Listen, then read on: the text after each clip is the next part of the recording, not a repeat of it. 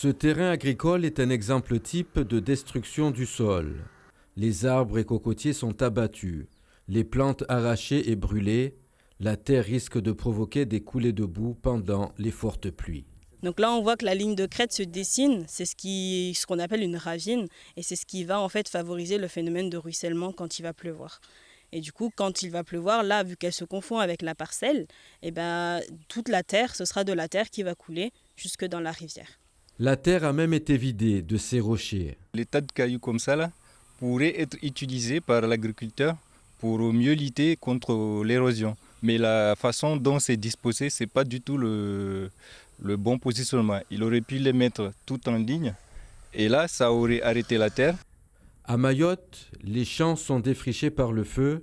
Sur place, nous constatons 4 feux de brûlis simultanés. Pour lutter contre l'érosion du sol, les médiateurs ont un rôle de conseiller et recommandent des types de plantes à semer. Donc le bananier ne retient pas du tout la terre. Donc c'est complètement déconseillé. On peut mettre de la banane, mais il faut à côté mettre d'autres plantes qui vont lutter contre ce phénomène érosion. C'est ce qu'on appelle la diversification, c'est-à-dire planter plusieurs plantes dans un même endroit. La conséquence de l'érosion du sol est l'envasement du lagon. Des espèces marines disparaissent également. C'est toute la terre qui vient des champs, des cultures, des constructions qui vont du coup directement dans le lagon.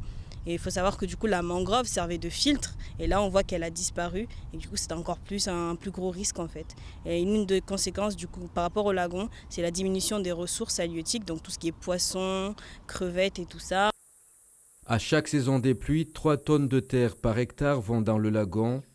Le nord de l'île serait la zone la plus impactée.